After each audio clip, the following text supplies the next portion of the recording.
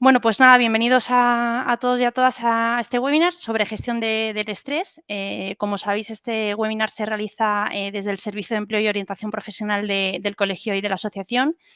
Bueno, es un servicio que ya muchos conocéis, incluso del que algunos habréis hecho uso. Pero nada, permitidme que dedique unos segundos para explicaros un poco en lo que consiste este servicio. Voy a compartir pantalla. Vale, pues nada, pues como podéis comprobar ahí, el Servicio de Empleo y Orientación Profesional, pues al final es un servicio individualizado y personalizado que podéis solicitar a través de las páginas web del colegio o de la asociación o a través del correo electrónico de seop@it.es. Y como podéis ver, es aparte de no solo enfocado a la parte de lo que es búsqueda de empleo, sino un poco de lo que es la parte de reorientación profesional. Os ayudan con la parte del networking, de mejorar la marca personal, promocionar dentro de dentro de la misma empresa o reorientar vuestra carrera profesional dentro de las telecomunicaciones hacia otro sector distinto en el que os encontréis trabajando. Y bueno, os invito a que si os encontráis en alguna de estas situaciones en algún momento, pues hagáis uso del servicio, porque la verdad es que quien lo ha usado lo valora positivamente y creo que ha funcionado bastante bien. Os voy a quitar ya la compartición para no quitar mucho tiempo a Javier La Rosa, que es la persona que se va a encargar hoy de impartir este webinar. Él es licenciado en Psicología y tiene un máster en Psicología General Sanitaria. Está colegiado en Castilla y León y en la Comunidad de Madrid, y a lo largo de sus 30 años de trayectoria profesional ha combinado la docencia y el ejercicio de la psicología en el ámbito público y privado, y desempeñado puestos como profesor de psicopedagogía, educador de personas con diversidad funcional y psicoterapeuta. Y bueno, actualmente trabaja como profesor de psicología en la Universidad Europea Miguel de Cervantes de Valladolid y ejerce la psicoterapia en su propia consulta. En esta sesión pues, se va a enfocar un poco en estrategias prácticas para gestionar la presión laboral diaria que sufrimos dentro de nuestro entorno profesional. Y bueno, Javier nos ayudará a identificar y afrontar lo que es el estrés, ofreciéndonos algunas herramientas específicas para mantener un rendimiento óptimo y una buena salud mental. Así que no me entretengo más, no le quito tiempo a Javier, y Javier, cuando quieras, pues todo tuyo. Muchas gracias, Arantxa. Presentación estupenda, Muchas gracias. la que has hecho sobre el tema que vamos a abordar, que se trata precisamente de eso. Procuraré que no sea una disertación teórica, sino que os pueda ofrecer algunos recursos útiles para identificar, en primer lugar, bueno, pues el estrés y también algunas técnicas para afrontarlo. Os voy a presentar, voy a compartir la pantalla para presentar el contenido de esta charla. Como veis, aparecen los dos elementos fundamentales de los que os acabo de hablar. Por un lado, la identificación, cuáles van a ser los síntomas principales y los principales estresores y factores de riesgo psicosocial a los que nos podemos enfrentar en el entorno laboral, y la manera de afrontarlos para evitar que se produzca un desequilibrio entre las demandas y los recursos con los que contamos. Comenzaremos hablando del estrés y la salud, la estrecha relación que existe entre estos dos conceptos. Definiré qué es el estrés y sus tipos, todo esto, insisto, muy brevemente. Dentro de los tipos de estrés hablaremos un poquito del estrés laboral, de cuáles son los principales estresores y, por el contrario, los factores moduladores, aquellos que contrarrestan esos elementos inductores de tensión. Las principales consecuencias del estrés laboral, tanto para la empresa como para el trabajador. Y todo esto con un primer objetivo, que va a ser llegar al sexto punto, que es la evaluación del estrés laboral. Una vez que hayamos presentado esos síntomas del estrés, vamos a realizar un test. Es un test, el test de Langner-Amiel. Es un test refutado que se utiliza habitualmente en entornos laborales para medir el grado de salud integral de en general de las personas. Lo que ocurre es que se realizó una adaptación al contexto laboral. Van a ser 22 ítems que de manera, por supuesto, anónima, cada uno en donde estéis, en vuestro lugar de trabajo o en vuestra casa, vamos a realizar y corregiremos para poder hacer una aproximación más rigurosa y valorar el grado de estrés que estamos soportando en estos momentos. Una vez que hayamos cuantificado ese estrés, pues pasaremos a algunas técnicas para afrontarlo. En concreto, técnicas de carácter general, muy básicas, fundamentadas sobre todo en el descanso, la alimentación, el ejercicio físico, una buena organización. Pasaremos después a las técnicas fisiológicas, principalmente la respiración y la relajación. Algunas técnicas cognitivas de afrontamiento del estrés, intervención sobre creencias o pensamientos erróneos, así como algunas técnicas distractoras de lo que pueden ser los pensamientos recurrentes, obsesivos. Y para concluir, con algunas técnicas de planificación del tiempo, para mejorar la gestión del tiempo. Comenzamos, por lo tanto, con lo que sería una introducción sobre la vinculación que existe entre el estrés y la salud y el bienestar y la calidad de vida en general. Lo cierto es que el estrés está asociado a, a los factores de riesgo que, que tienen que ver con las 3 Cs. No sé si habéis oído hablar de ellas, pero son las principales causas de muerte en el mundo occidental, que es el corazón, el cáncer y lo cerebrovascular, es decir, la tercera C en cuanto a accidentes cerebrovasculares. No estoy diciendo que el estrés provoque de manera directa. Sí que es verdad que puede generar trastornos cardíacos. Sí que es verdad que puede tener un efecto directo sobre nuestros vasos sanguíneos, sobre el tema del cáncer. Siempre lo matizo porque se está escribiendo mucho y es un tema muy delicado. Se está hablando del estrés como causante directo, como generador directo de cáncer. Yo tengo muchísimas dudas, pero desde luego sí que hay estudios que demuestran la influencia, por ejemplo, en el sistema inmunológico del estrés. Eso es incuestionable. Además, está vinculado a otros factores de riesgo, como puede ser la hipertensión, la obesidad, el consumo de tabaco, de sustancias. En conclusión, incrementa la vulnerabilidad de nuestro organismo y de ahí la necesidad de prevenirlo y controlarlo. Unas breves cifras para hacernos una idea. Según la OCDE, ya sabéis que este es el club de los países ricos, estos 38 estados que manejan el mundo, nos dicen que entre el 30 y el 40% de las bajas laborales en los países que forman parte de la institución están relacionados con los trastornos mentales. Es una cifra, desde luego, muy elevada que corrobora la Fundación Europea para las Mejoras de las Condiciones de Vida y Trabajo. También en este caso, en la Unión Europea se habla de un grado de afectación en torno al 30% de los trabajadores. ¿Esto a qué nos lleva? Pues a lo rentable que entiendo que sería para cualquier institución implementar medidas para prevenir el estrés y desde luego mejorar las condiciones laborales.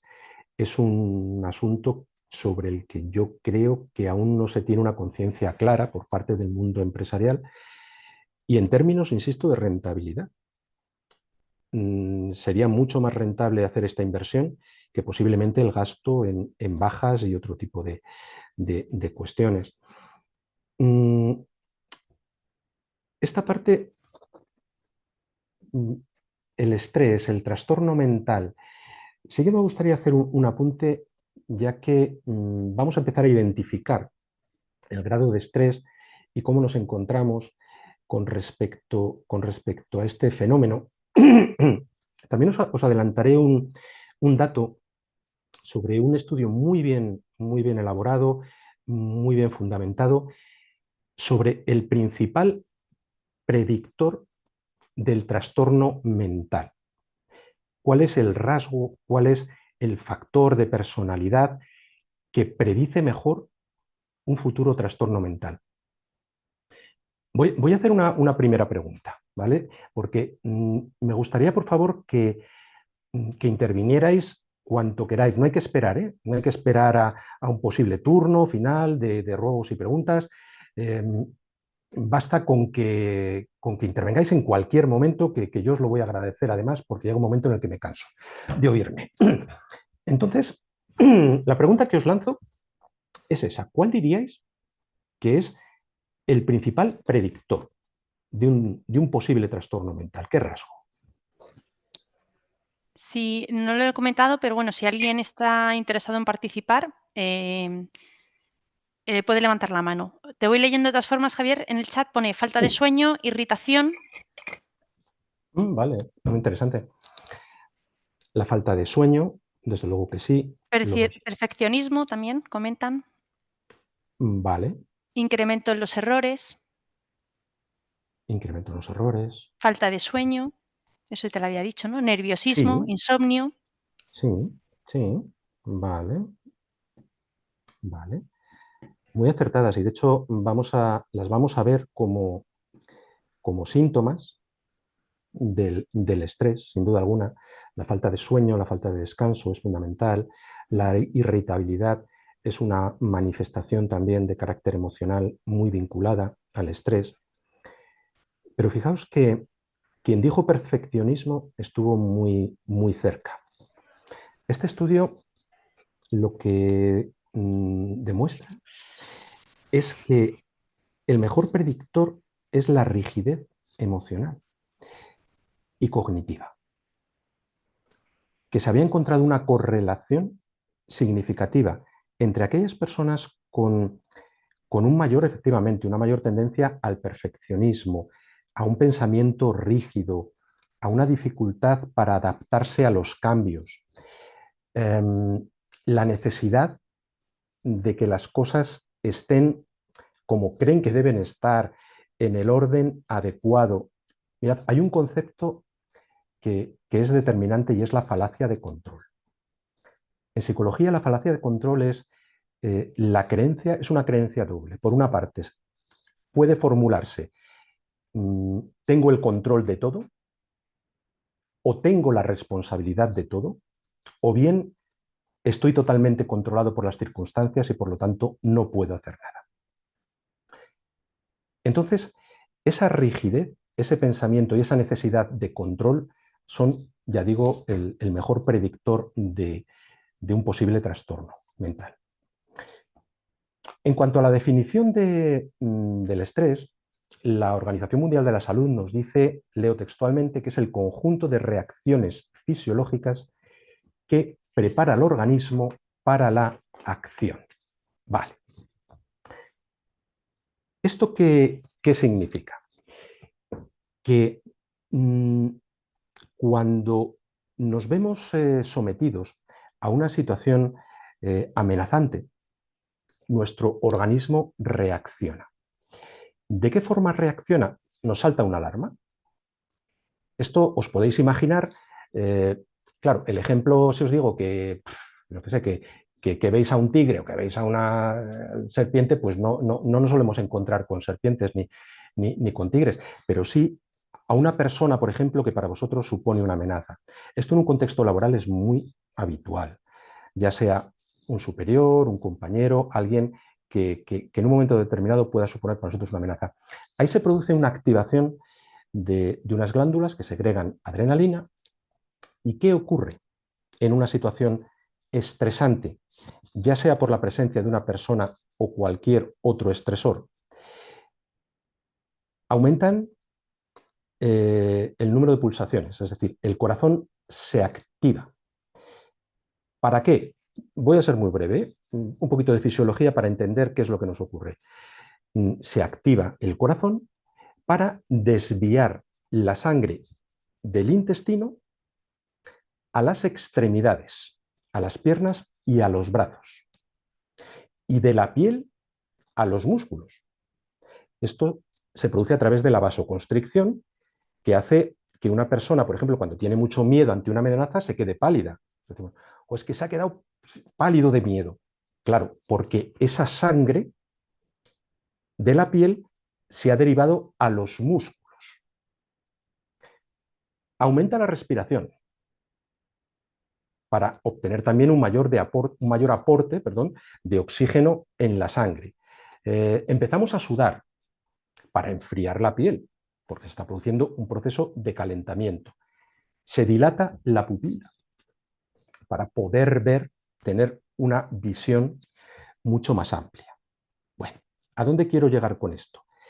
A que el estrés es una función de supervivencia, que gracias al estrés hemos podido sobrevivir y que el miedo nos ayuda a proteger nuestra vida, ya sea huyendo, que es por lo que se deriva esa sangre hacia las extremidades y los músculos para la lucha y para la huida, o bien eso cuando se activa el sistema simpático. Cuando se activa el parasimpático, para paralizarnos. ¿Y por qué?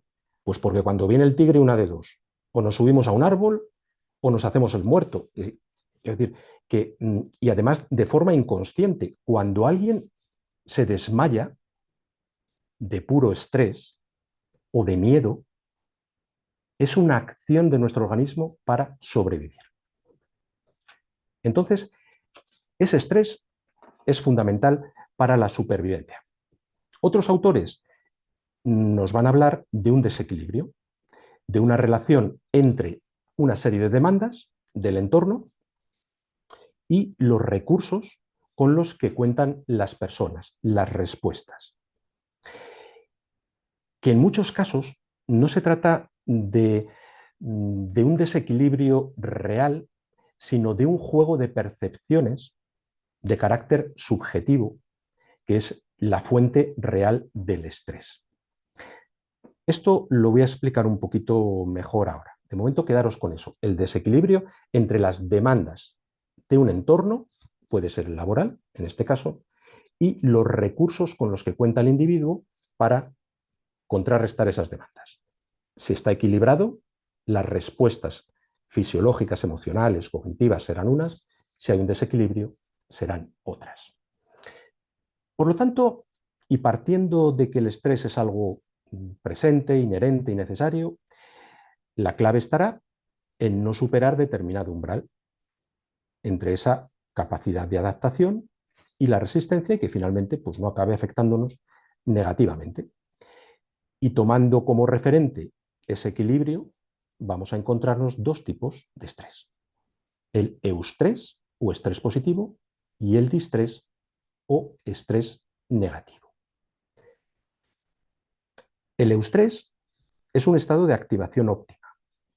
En este caso, sería el grado de activación necesario para poder mantener un determinado esfuerzo durante un tiempo, sin quebrantarnos.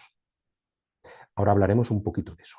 El distrés puede producirse por falta o por exceso de activación y sería el estrés negativo, el estrés malo, el que lleva a una persona a presentar una sintomatología de la que hablaremos ahora. Por lo tanto, digamos que frente al distrés encontraríamos el concepto de resiliencia. Vosotros que sois gente de ciencia, pues claro que algo sabréis sobre el tema de la resistencia de los materiales y eso es muy similar a lo que nos ocurre a las personas. El estrés no deja de ser una tensión, es su significado, ya lo sabéis, en inglés, y es la tensión que se ejerce sobre un determinado cuerpo y dependiendo del grado de flexibilidad recordad lo que os decía antes, del predictor. Cuanto más rígida es una persona, más posibilidades tiene de romperse, como un material. Si una persona es inflexible, si una persona carece de ductilidad, lo más probable es que al ejercer sobre ella una presión, esa persona se rompa, como ese material se rompería. Por lo tanto, ¿qué es la resiliencia? Es lo contrario. Es la capacidad de un material para adaptarse a la presión, para adaptar su forma a la presión que está recibiendo y por lo tanto no romperse e incluso poder recuperar la forma inicial original una vez que esa presión se minimiza o desaparece. Nosotros vamos a centrarnos en el estrés malo, en ese distrés, normalmente por activación, no creo yo que en vuestro caso sea por falta de activación, y en cómo poder corregirlo y convertirlo en un eustrés o estrés positivo. En el caso del estrés laboral, el Instituto Nacional de Seguridad y Salud del Trabajo nos dice que consiste en las consecuencias de la exposición a riesgos psicosociales. Vale. En este caso, una situación laboral desfavorable, con una serie de condiciones adversas y una respuesta del sujeto ante un desequilibrio entre lo que os decía antes, las exigencias que percibimos y nuestras capacidades para hacerlas frente. Por lo tanto, el objetivo de cualquier intervención, ya sea preventiva o ya sea directamente interventiva, es reequilibrar esa percepción de un exceso de demandas y una falta de recursos. Vale. Y aquí me voy a detener un momento porque esto se puede malinterpretar. Yo creo que la psicología, y más la orientación de la psicología positiva, ha hecho mucho daño en este sentido.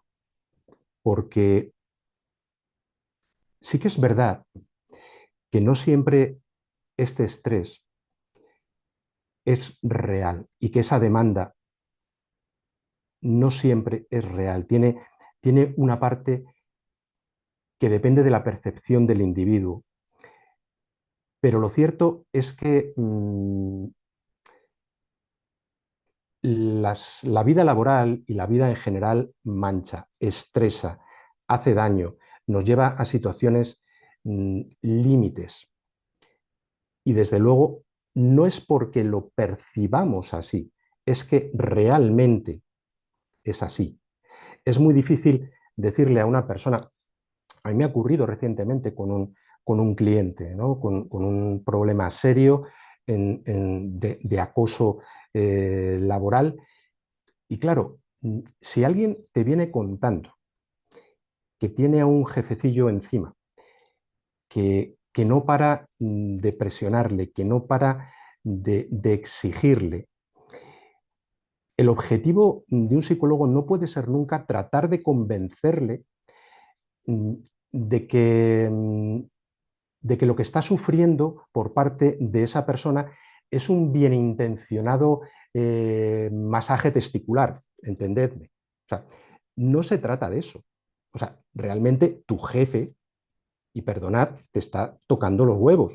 Y esa persona necesita saberlo, que recojas su dolor, su sufrimiento, y tratar de abordarlo de otra manera, no convenciéndole de que es una percepción propia y que la vida es muy happy.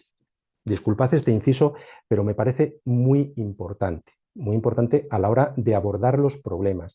Realmente tenemos todo el derecho, y es algo que voy a decir alguna vez más, tenemos todo el derecho a sufrir, a estar mal y a estar enfadados, pues por la acción y por las circunstancias o por determinadas situaciones ante las que nos encontremos. Vale. Y ¿Por qué surge el estrés?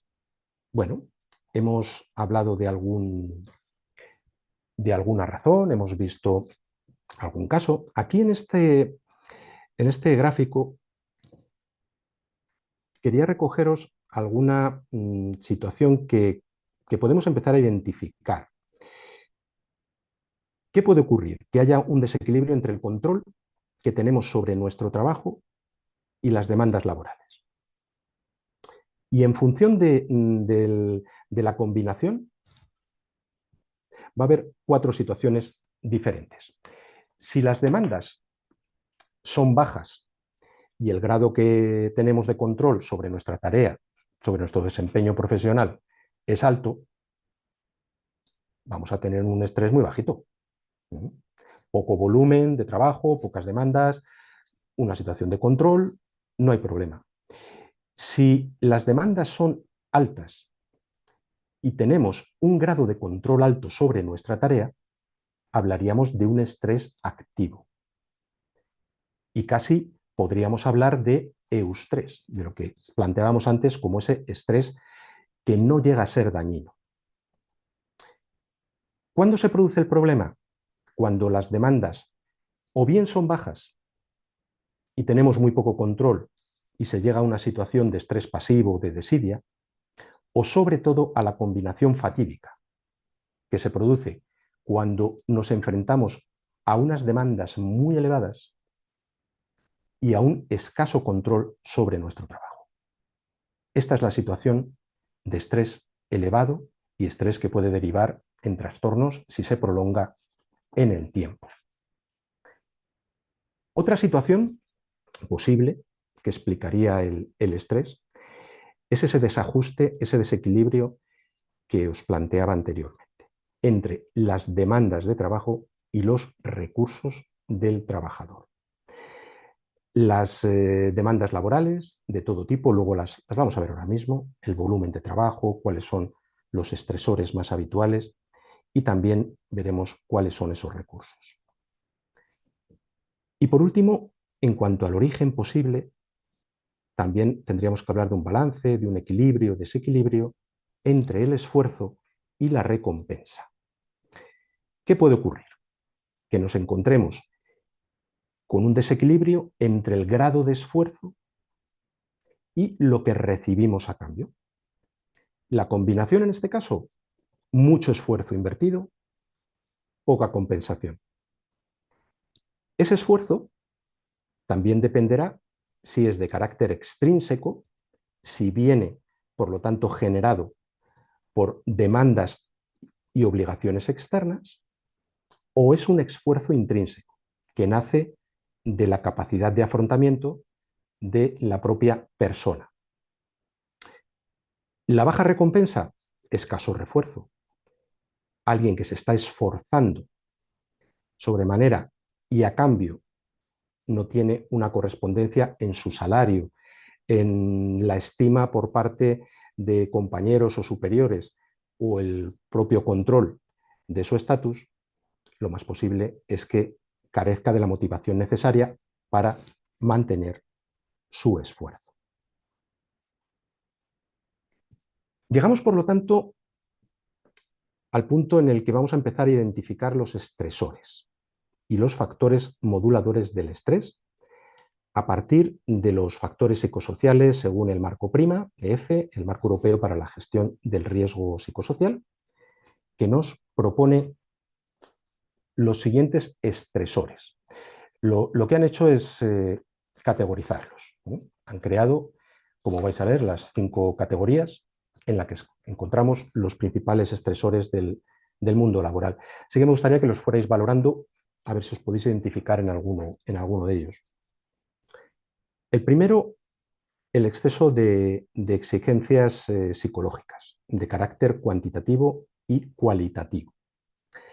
¿Qué es esto? Pues de carácter cuantitativo, claro, la relación entre el volumen de trabajo que se tiene y el tiempo disponible para realizarlo. Es un estresor de consideración. Y de carácter cualitativo, las demandas emocionales y cognitivas que supone a veces el trabajo. Otro estresor, la falta de influencia y posibilidades de desarrollo en el trabajo, el no poder de alguna manera aplicar nuestros conocimientos o adquirir conocimientos nuevos y no poder influir en las decisiones que se toman o en el curso de nuestro desempeño laboral. Las escasas compensaciones constituyen el tercer bloque de los estresores. La estabilidad laboral, más bien la falta de ella, quiero decir, esa falta de perspectivas, de mejora, de promoción, la falta de estima, de respeto, de reconocimiento, o bien el descontento con el salario percibido. Otro estresor sería la falta de apoyo social y la calidad del liderazgo en la empresa. Y por último, la doble presencia, las dificultades para compatibilizar el trabajo remunerado con el trabajo doméstico y familiar. Vale, una pregunta que me gustaría que valoraseis un momento. De estas 5 categorías, ¿podríais decirme cuál creéis que es la que tiene un peso mayor? Vamos a tratar de ir identificando algunos elementos presentes en el estrés. ¿Cuál pensáis que es la más desequilibrante? Te voy comentando, ¿vale, Javier? Lo que van poniendo por el chat. Vale, dicen la 1 y la 3, la 5, la 1, 3, 4 y 5 y 5. O sea, habría ahora mismo, ya podríamos haber hecho una encuesta por aquí, habríamos tardado menos. Yo creo que entre la 1 y la 5 suelen ser Entre la 1 y la 5. las que más están respondiendo. Bueno, ahora parece que la 3 también coge peso. También, ¿no? Sí. Vale. Veo que, por ejemplo, la 2 y la 4 son las que a priori tienen un menor Sí, la 2 sobre todo peso. la que menos. La 2 no la ha Vale. comentado nadie. Curioso. Curioso porque, vale, es interesante, ¿no? Las posibilidades de desarrollo, se ve bueno, que sí que existen esas posibilidades de poder aplicar vuestros conocimientos y seguir formando y aprendiendo más cosas, vale. Podríamos, ¿habría alguna forma de valorar? Voy a pensar un momento en la 5. El número de varones y de mujeres que hay ahora mismo asistiendo. Vamos a ver. De Aproximadamente, la ¿eh? 5, ¿no? Sí, pensando sobre todo en la 5. Está compensado, ¿eh? Sí, vale. Sí, sí, está muy compensado. Creo que son 4 y 3 los que me han salido, 4 chicos varones, 3 mujeres. Vale. Comenta Beatriz, la 2 está asumida. Vale. Está bien, Y está bueno, bien. David ponía todas, depende del caso. Pero Depende, está, depende del caso. claro, sí, pero el 5 está compensado. Está compensado, bien. Bueno, bien. Me agrada, me agrada. Y supone bueno, que es una preocupación o que puede ser un elemento influyente tanto para hombres como para mujeres, ¿no? Eso puede ser indicativo de que la problemática puede estar presente en ambos géneros. Vale, correcto. Frente a estos estresores hay algunos moduladores, factores que contrarrestan esa influencia, ya sean laborales o personales. Tenemos, por una parte, las relaciones interpersonales, el apoyo social, en cuanto al afecto, la comprensión, la ayuda por parte de personas dentro del entorno laboral.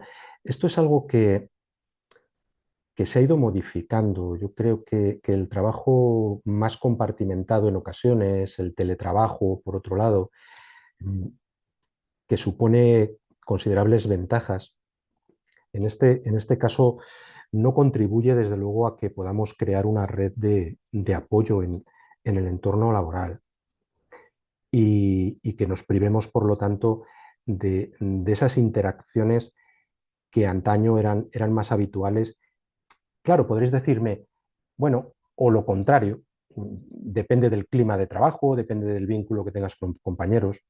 Es totalmente cierto. Mm, Por otra parte, otro recurso importante es el grado de participación, de autonomía y de control, ya sea sobre las decisiones, a la hora de tomar decisiones o a la hora de gestionar el tiempo. Y además de los recursos laborales, hay que contar con los recursos personales, desde la archiconocida y manida inteligencia emocional, pero muy presente, a las habilidades personales y sociales y los estilos atributivos o de afrontamiento que ahora iremos viendo con más calma. Vale. Quería llegar a este punto para empezar a ver las consecuencias. Sobre todo, puesto que claro, no vamos a orientarlo por el lado de la empresa, pero sí que es importante tener en cuenta las consecuencias que tiene también para la empresa el estrés laboral. El mayor grado de absentismo, por un lado, el abandono de, de los trabajos o las solicitudes de cambio de puesto, el clima laboral que suele enturbiarse, un descenso del rendimiento, de la capacidad productiva o de la calidad de los servicios de la empresa, los accidentes laborales, una mayor ineficacia y coordinación, eh, la insatisfacción de los propios clientes, son consecuencias indudables de unos trabajadores que están sufriendo un estrés laboral. Ahora bien, y aquí comenzamos la identificación pura y dura. Respuestas en los trabajadores. Consecuencias de todo lo que hemos visto. Vale, hasta ahora he hecho una presentación de lo que podíamos entender por estrés, de los tipos de estrés. Vamos a centrarnos en las respuestas. Estas respuestas pueden tener un carácter fisiológico. Ahora vamos a ver respuestas conductuales, emocionales, cognitivas. Aquí aparecen algunas respuestas fisiológicas. Las vamos a ver ahora, pero me interesa sobre todo conocer algunas de las vuestras, algunas manifestaciones, porque, por ejemplo, aquí cada uno es distinto. A mí el estrés a veces se me agarra en la espalda. Hay ocasiones en las que a mí cuando me entra el tic mano es en el mismo ojo, el ojo derecho, empieza traca, traca, traca, traca, y me puedo pasar así varios días. Contadme un poquito qué os pasa, que os conozca un poco mejor. Irme contando. ¿Dónde se os agarra? A ver, migrañas, contracturas, bruxismo y tensión en el cuello, dolores de espalda, dolor de cabeza, insomnio. Esto va muy rápido. Sí, sí, por favor. Dale, dale caña, que está bien. Insomnio, problemas piel, Problemas de bruxismo piel, y despertar sí, precoz, insomnio, mala sí, calidad de sueño, sí. picores en el cuerpo, musculares, rigidez de cuello, sueño. Bueno, yo creo que Mm. más o menos haciendo balance, el sueño, lo muscular, creo que es lo que más... Sí, sí. Por ahí también he apuntado dolores de cabeza, forma de migrañas, dolor de cabeza, la piel también, en algún caso, es verdad, la Mal piel es muy carácter, sensible. Mal que carácter. esta es nueva. Esa, Esta es esa- nueva, digo, en el chat, pero no, seguramente no sea nada nueva para la gente que esa sufre. está muy bien. Me gusta Sí, es cierto, es cierto. por meterla en lo fisiológico, ¿no? Porque dice, "Jo, yo tengo tan mal carácter que ya está en lo fisiológico". Bueno, pues es verdad, a veces ese mal carácter trasciende a lo emocional y se nos manifiesta, claro, fisiológicamente, es cierto. Mm, Han aparecido, si os dais cuenta, lo que tenemos aquí un poquito en la diapositiva, pues sí que hay varios. Me ha extrañado, hay algo que fijaros, me ha extrañado, que andáis muy bien del estómago, del intestino, joder, porque mm, hay, por ejemplo, muchísimo colon irritable, problemas, oye, pues de estreñimiento, ya digo, alternancia de estreñimiento y de diarreas, gases, Eh, no sé, estáis muy bien por ahí. Nadie se ha quejado. Sí que aparece en el bruxismo en varias ocasiones, es verdad. Las contracturas a nivel muscular, el sueño mucho. Sueño mucho. Alguno ha dicho, bueno, pues insomnio, despertarme precozmente, cuando no toca, vale, dolores de cabeza, dolor menstrual. mm. Eh, Igual no sé, el dolor menstrual nadie lo ha planteado quizá porque no se asocia, ¿no? al estrés. Bueno, vale.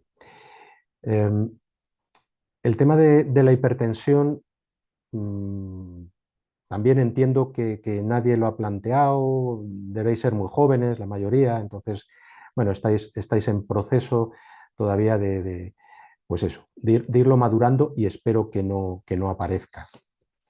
Estas son algunas de las respuestas fisiológicas, pero si hiciéramos un dibujo de nuestro cuerpo, la verdad es que podría ir saliendo de arriba abajo, porque ya os digo, si empezamos por la cabeza y vamos bajando, problemas a veces oculares, como el que yo os decía, bueno, no es ocular, ya sé que es más bien neurológico, como puede ser el del tic, problemas en la boca de tensión excesiva o, o en los labios de pupas, que a veces también es muy habitual, ¿no? Las calenturas, problemas en la cara, en la piel, llegando a ser convertirse en seborreicos incluso, el cuello mucho, y podíamos ir bajando y bajando y encontrando manifestaciones en cada parte de nuestro cuerpo, es cierto. Aquí en este gráfico he querido recoger pues un poco los procesos y cómo funcionan, ¿no?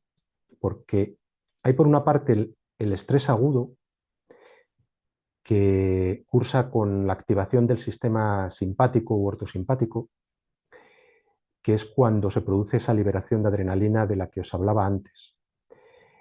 Y como veis, ahí aparece el mal carácter. Ahí tenemos la mala leche, la agresividad, la angustia, la hipertensión, las taquicardias, trastornos digestivos, la hipersensibilidad, trastornos neuromusculares, trastornos sexuales, muy vinculados también al estrés, la concentración, la desorientación. Aquí la interleuquina es una proteína que junto con los problemas más crónicos que veis aquí de los supresores, de los linfocitos, acaba generando una debilidad inmunitaria en el individuo que está muchas veces asociada a trastornos más graves. Esto es lo que os decía antes del cáncer. ¿Qué ocurre? Que si este estrés se perpetúa y se convierte en crónico, ya es otro el eje que interviene, es el eje hipotalámico, hipófisis, las suprarrenales, vamos, que lo que liberan, en este caso no es adrenalina, sino cortisol. Y aquí tenemos la sustancia que realmente nos provoca ese cansancio, ese agotamiento permanente, un aumento de peso, trastornos digestivos, diabetes, muy relacionado el estrés con la diabetes, con el colesterol, trastornos dermatológicos, como decíamos, y una influencia sobre nuestras defensas. Esto en cuanto a las respuestas fisiológicas. Las psicológicas también son múltiples, muchas. Eh, vamos a repetir, por favor, la encuesta. Vamos a... ¿Cuáles son las vuestras? ¿Qué os suele ocurrir cuando estáis estresados? Por aquí van poniendo apatía. ¿Vale? A ver. Las emocionales cuadran más, morder las uñas, Sí. cansancio, falta de... Ay, Hmm. espera, que va tan rápido que se me escapa. Sí, sí. Cansancio, falta de energía, mal humor, Sí. olvidos, tristeza, enfado, miedo, pánico, despistes, bajo estado de ánimo, Hmm. preocupación excesiva, inquietud, hiperactividad, Vale, vale. tartamudear, ha entrado también, Hmm. emocionales, preocupación excesiva y bloqueo mental. Sí. Hmm. Vale.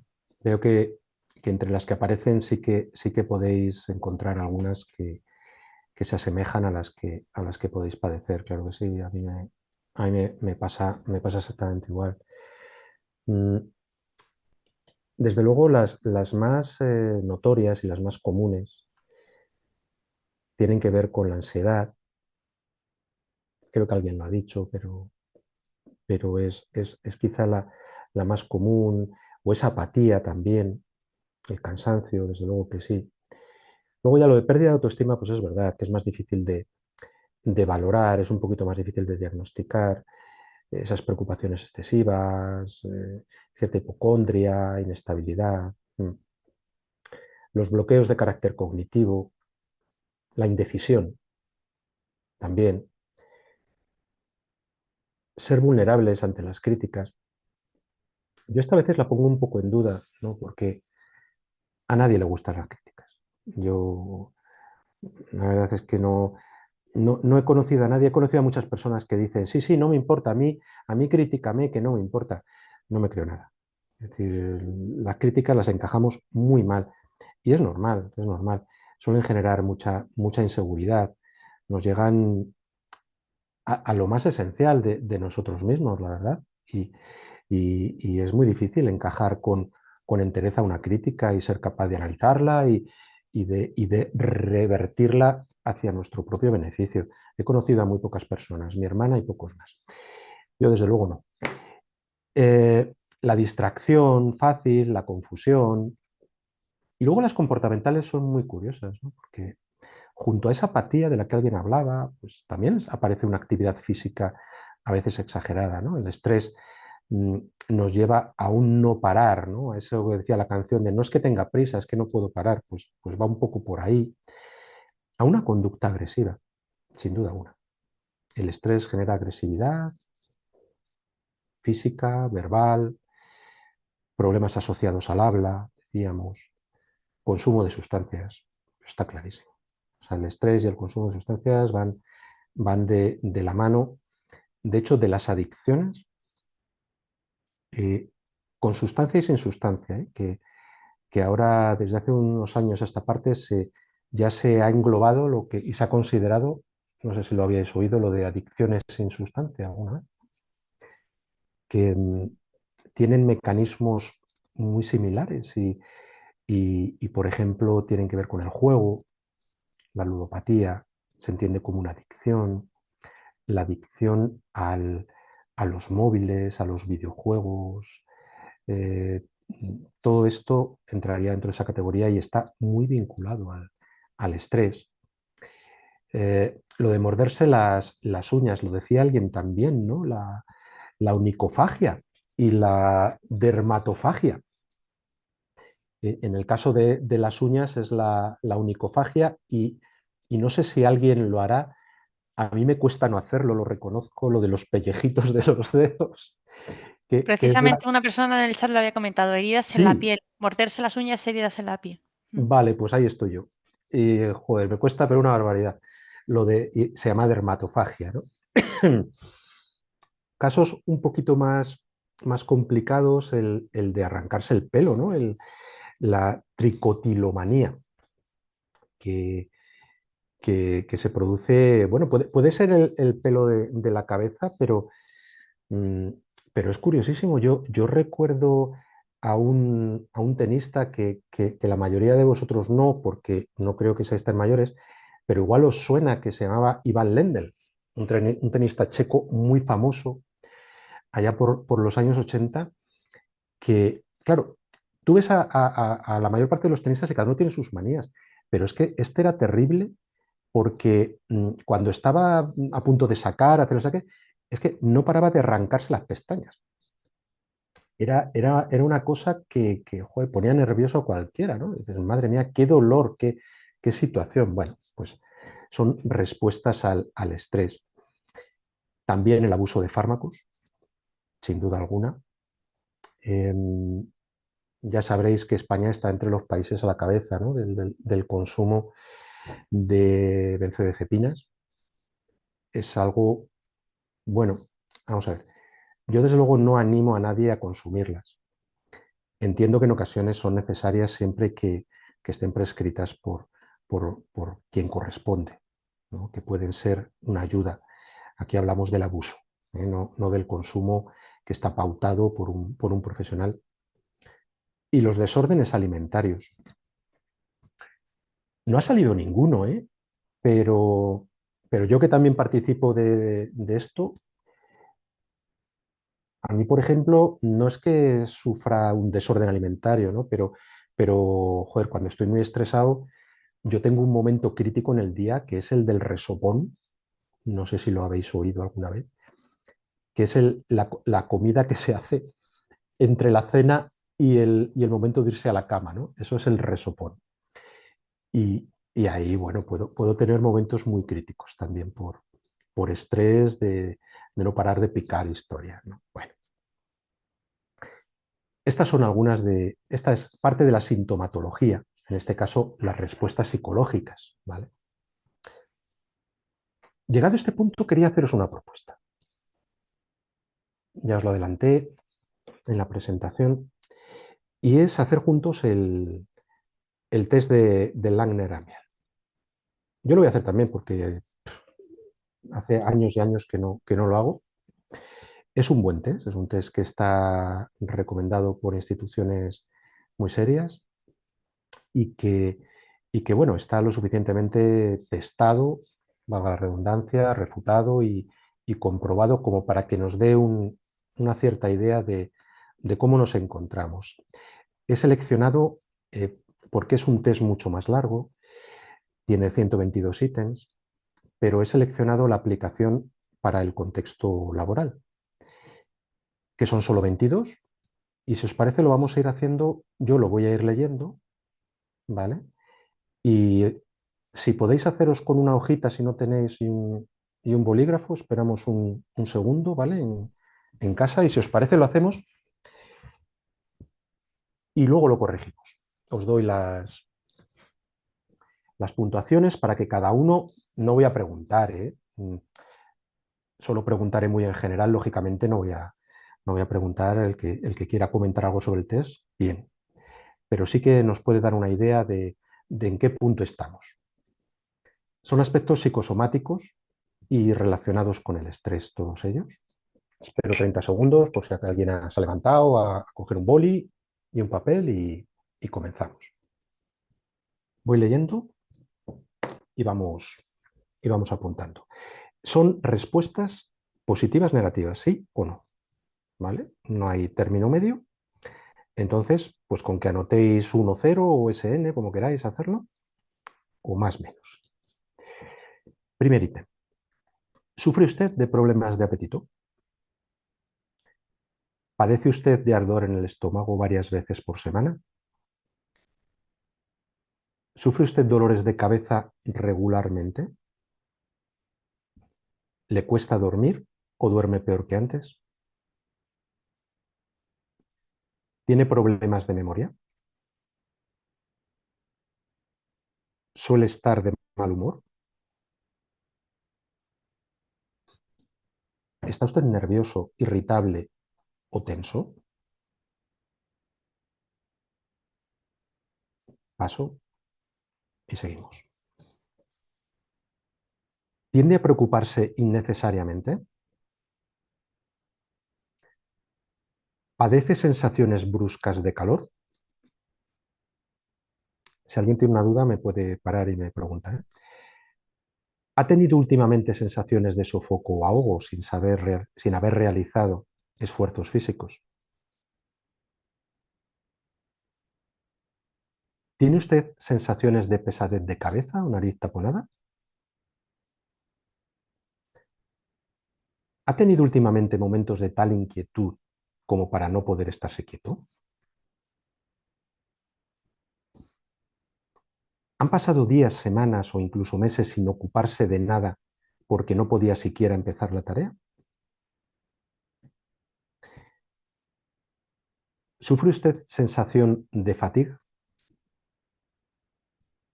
La 15. ¿Sufre palpitaciones? Pasamos a la última. ¿Ha sufrido últimamente algún desvanecimiento?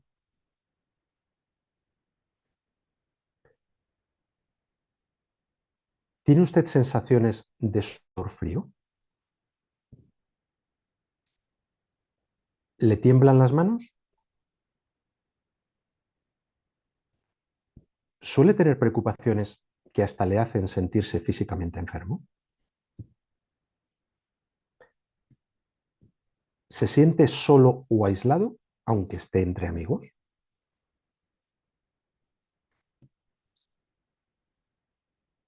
¿Suele tener la impresión de que todo le sale mal? Y la última, ¿suele tener la sensación de que nada realmente vale la pena? Bueno, em, ahora haced la suma. Se me ha olvidado sumar a mí. Haced la suma de respuestas positivas, ¿vale? Un punto por respuesta positiva. Ujú. Vale, os cuento. La corrección es muy sencilla. A partir de la suma se establecen tres categorías. La primera, datos no relevantes, por lo tanto, un estado psicosomático, pues dentro de lo correcto, de lo recomendable. 4 o menos respuestas positivas. Una segunda categoría que incluiría entre 5 y 7, ya hablaríamos de una señal de aviso, una situación de aviso de estrés moderado, y puntuaciones superiores a 8, incluido el 8, 8 más, ahí hablaríamos ya de riesgo de disfunción, de trastorno, riesgo de estrés, de trastorno de estrés.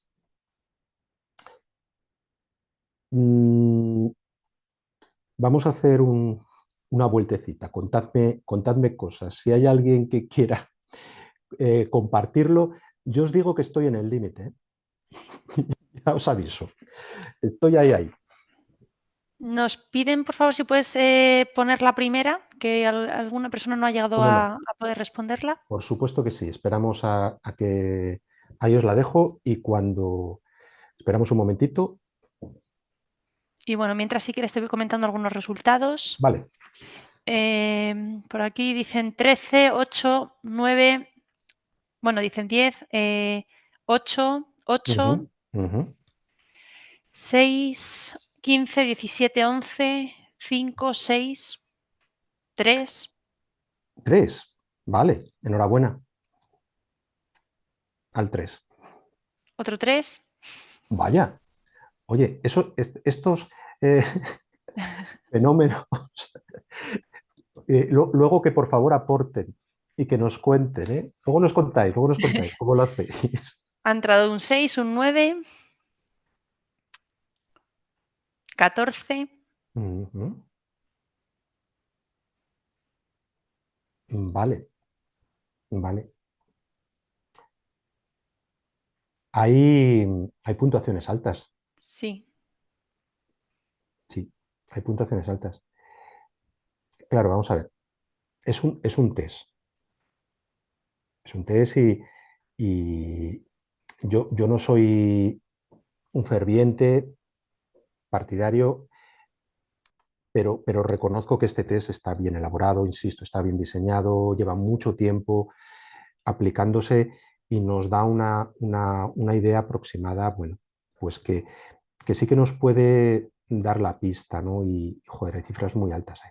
Es decir, que sí que veo que, bueno, que hay estrés, que hay sintomatología. Sobre todo, no que haya estrés, porque es lo que os comentaba antes. El estrés está presente en nuestra vida y va a estar siempre. No va a desaparecer. Lo que sí que tenemos aquí es sintomatología. Hay manifestaciones, hay respuestas fisiológicas y emocionales a ese estrés.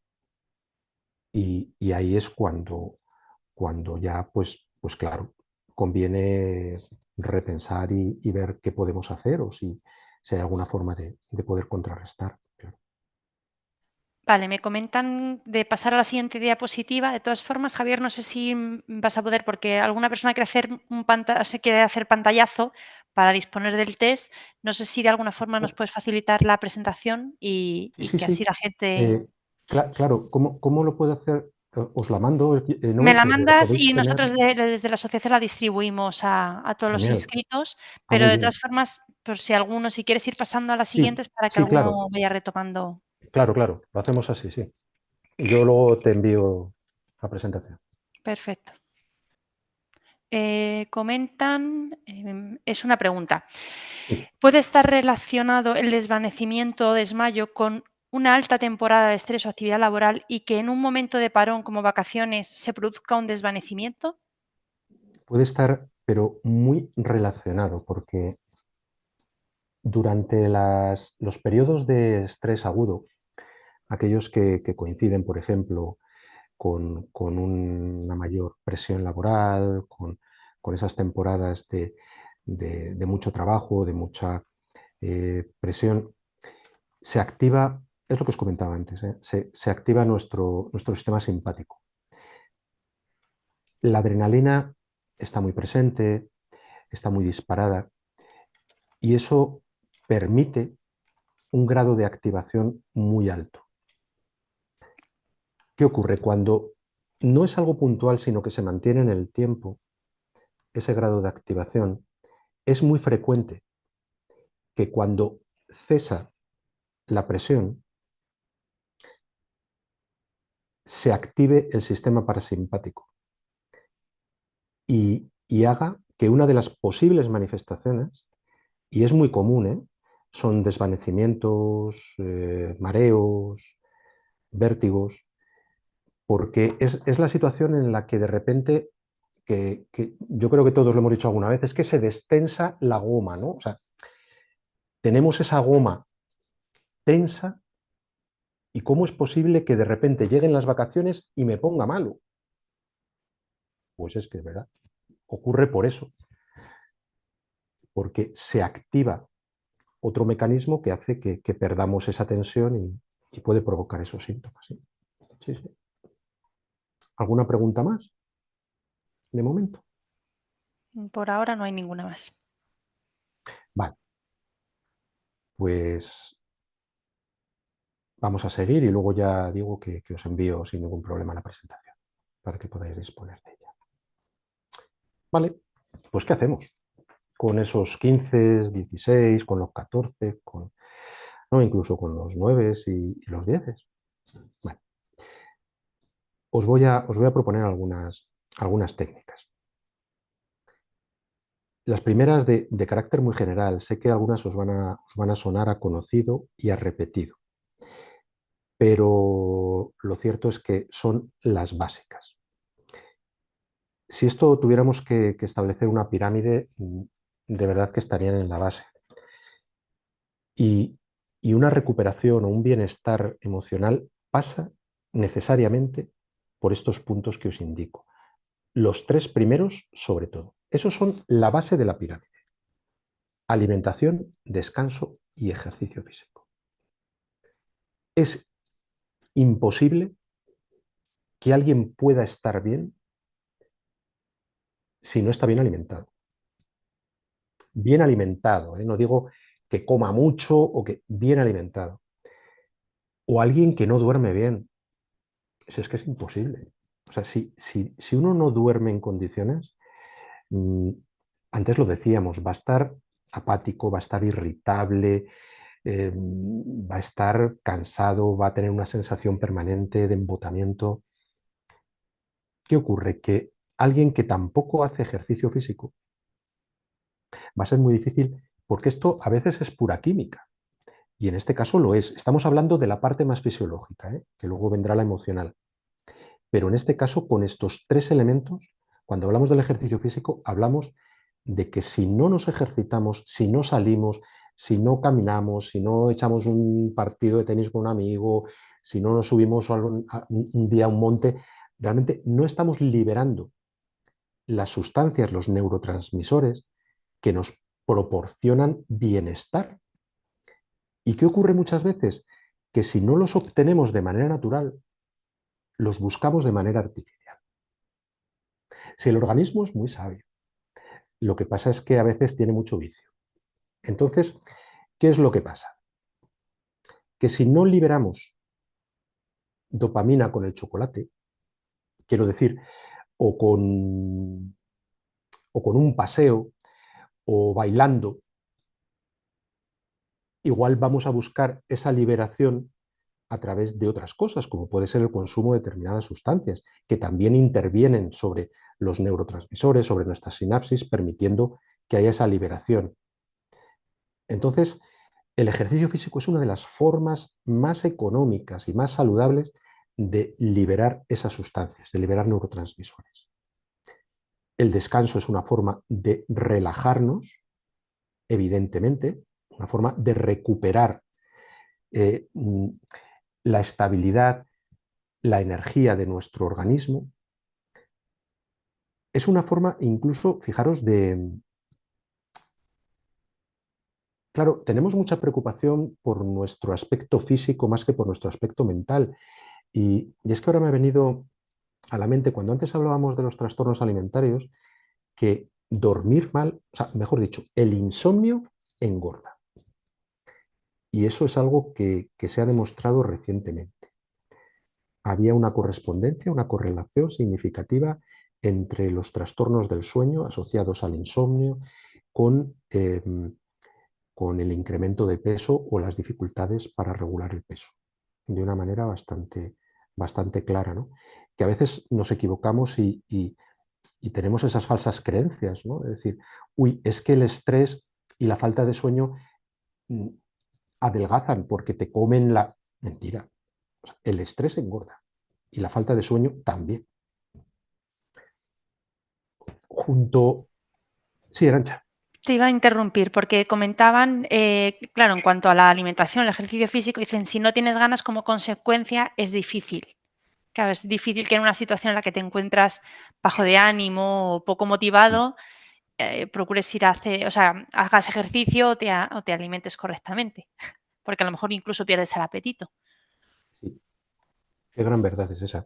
Es que es cierto. Mm, a mí me parece que, mira, que tú vayas al psicólogo porque estés deprimido, apático, sin ganas, y que te toque un cretino que te diga, pues es que tienes que hacer ejercicio, pues es como para decirle, pues mira, explícame cómo, porque si he venido aquí porque no me puedo casi ni mover, pues a ver cómo me apunto a un gimnasio. Pues es que es verdad. O sea, no,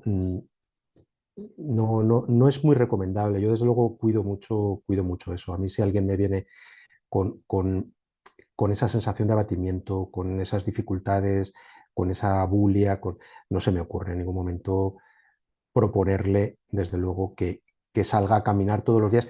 Habría que trabajar de otra manera, habría que trabajar sobre objetivos siempre que sean realizables, que sean asumibles, porque lo que hay que generar en esa persona también es una expectativa de éxito. O sea, lo que no se puede hacer nunca es proponer algo que quede fuera del alcance de una persona en el momento en el que se encuentra. Entonces, cada caso hay que mirarlo uno a uno y descubrir qué es lo que puede hacer una persona y hasta dónde puede llegar en el momento en el que se encuentra. Eso está claro. Pero, por otra parte, los objetivos tienen que ir por ahí. O sea, tienen que ir dirigidos en un inicio a que esa persona se alimente mejor, pueda dormir mejor y haga ejercicio, porque ese va a ser el cimiento. A partir de ahí se pueden trabajar más cosas. Como las relaciones sociales, otra de las claves, otra de las claves. O sea, el poder de las relaciones sociales alcanza hasta las demencias. Es que es alucinante los estudios tan chulos que hay sobre, no, sobre el Alzheimer, pero también os digo, principalmente sobre las demencias más ligeras, no tan graves, ¿no? El poder de la socialización es acojonante.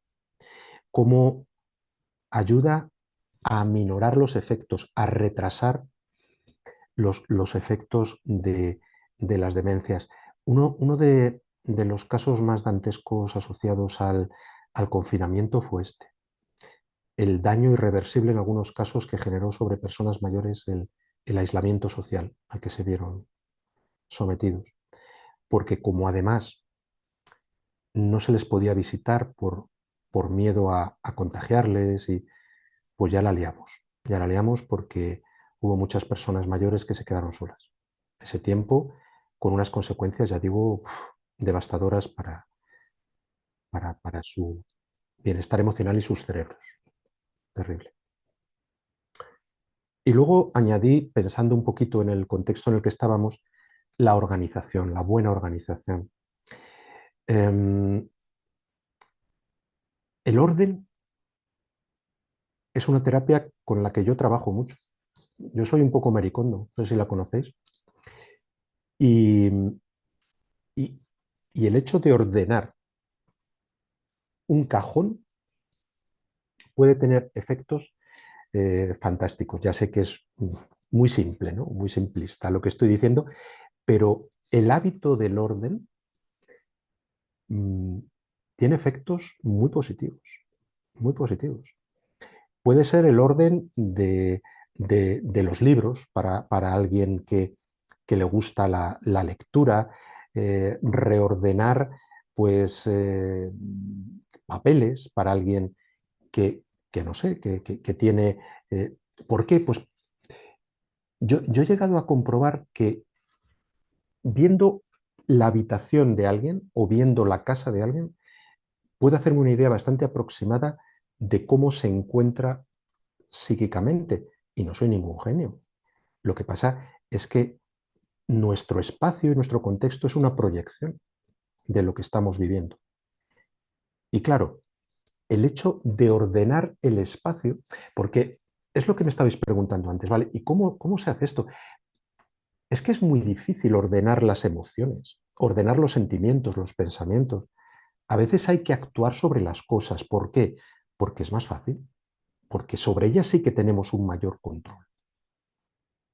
Y a veces actuando sobre aquello que se puede, conseguimos cambios sobre las emociones donde es más difícil actuar de manera directa, al menos.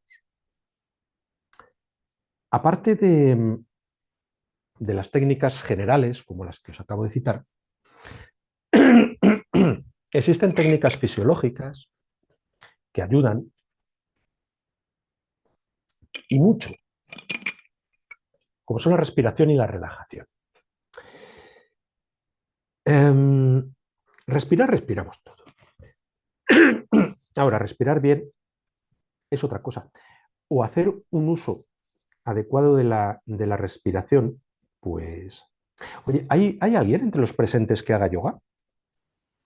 Por aquí ya sale una persona que sí, Mm, Noemí. mm. Un no. Pone Noemí que en su caso también meditación. Genial. Bueno, tenemos una persona que... Es del 3, Noemí yo creo que es un 3. Tenemos otra persona que es solo gimnasio. Ah, espera, que comentaba, a ver, dice, pero soy la del 17, o sea que no, no es la del Hostia, 3. vale, vale.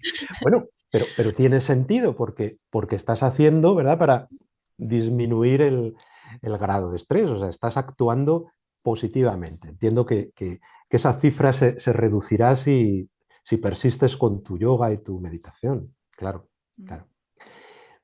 Era más que nada porque alguien que haga yoga seguro que sabrá lo que es la respiración yógica completa, que es un proceso en el que se trabaja en 3 fases.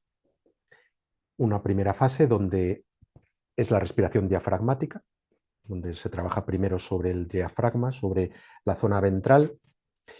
Claro, una vez que se llena esa zona inferior, se puede seguir introduciendo aire, es la respiración torácica media, seguimos llenando nuestros pulmones. Y lo que mucha gente no sabe es que cuando ya parece que no podemos meter más aire, aún quedaría la respiración clavicular, porque si levantamos un poquito los hombros, aún podemos llenar la parte superior de los pulmones. No os estoy pidiendo que lo hagáis ahora, no sé que alguno le dé un vaído y se... porque esto puede llegar a marear, ¿no? Si uno se pone ahí ahora a respirar a lo bestia. De hecho, con vistas a disminuir el estrés y poder hacerlo además en un entorno que no sea un gimnasio, que no sea la casa, sino en tu puesto de trabajo, la respiración diafragmática es ideal, porque os puedo garantizar que si paráis a respirar 5, 6 respiraciones cuando comencéis a notar, no digo cuando estéis disparados, que también, pero si cuando comenzáis a notar los primeros síntomas de ansiedad o de estrés, os detenéis un momento y a veces sin deteneros de trabajar, cuidado, y hacéis 5 o 6 respiraciones diafragmáticas, mm, no es que os pueda asegurar que os vais a encontrar de repente maravillosamente bien, pero lo que sí que os puedo garantizar es que va a disminuir la tensión arterial y el número de pulsaciones. Eso os lo garantizo. Y claro, eso contribuye a un descenso inmediato de la actividad psicológica, emocional. ¿Y cómo funciona la respiración diafragmática? El diafragma lo que hace es tirar hacia abajo de los pulmones, ¿no? Facilita la entrada de aire. ¿Qué ocurre cuando estamos estresados y tenemos ansiedad? Que usamos la parte superior, la respiración torácica y los hombros. Es una respiración muy rápida, de ahí que se produzca falta de aliento, una mayor ansiedad y por lo tanto, bueno, esto se le llama, que lo sabréis, lo que es hiperventilar, ¿no? O sea, cuando alguien hiperventila es porque se produce este tipo de respiración. Claro, cuando hiperventilamos, diréis, hombre, pues lo de la bolsa, es verdad, lo de la bolsa que te dan una bolsa para que respires, pues eso te lo dan porque se produce una disminución del CO2, ¿sabéis? En sangre. Entonces, te dan la bolsa para que inhales anhídrido carbónico, ni más ni menos. O sea, porque al aumentarse el oxígeno disminuye el CO2 y de repente es cuando te vienen los mareos, ¿no? Y ese es el objetivo. Entonces se trata de respirar lenta y profundamente por la nariz y exhalar por la boca, procurando que la expiración por la boca sea un ritmo, como os digo, ahí constante y que dure el doble de tiempo. Ahora vamos a hacer un par de ellas, ¿vale? Si os parece un momento, porque nos vendrán bien. Yo creo que eh, hacer 2 o 3 simplemente, ¿vale? Yo creo que nos va a venir muy bien a todos. Yo aquí lo que os propongo es un entrenamiento. Se puede hacer 2 veces al día, 10 minutitos o 5 minutos o menos, porque de lo que se trata es de hacer un uso útil, que realmente no sea útil.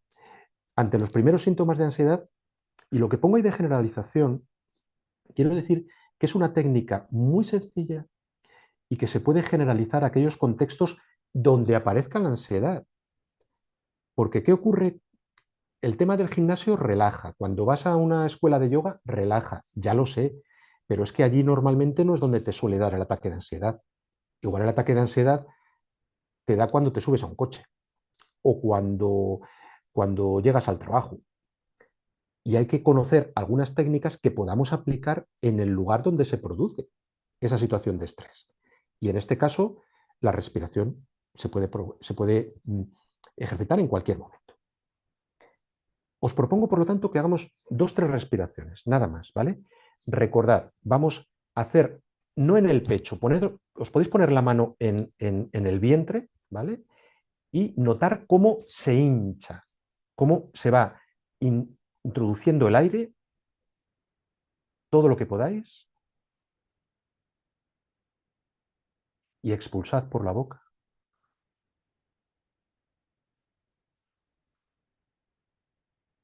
metiendo la barriga para adentro, ¿vale?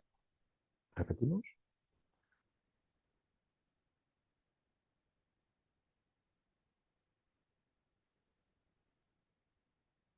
Procurad que sea muy larga la expiración hasta meter la barriga y que no quede nada.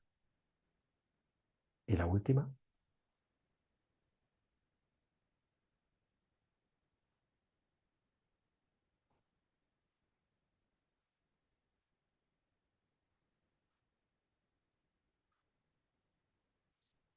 Vale. Sensaciones. Ya sé que han sido solo 3 respiraciones, pero ¿alguien que pueda aportar alguna sensación que haya tenido?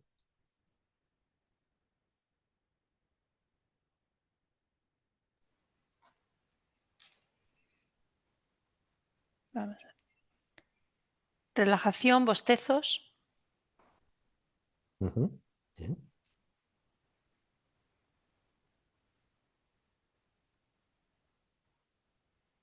Paz, paz. Bajan las pulsaciones. Es cierto.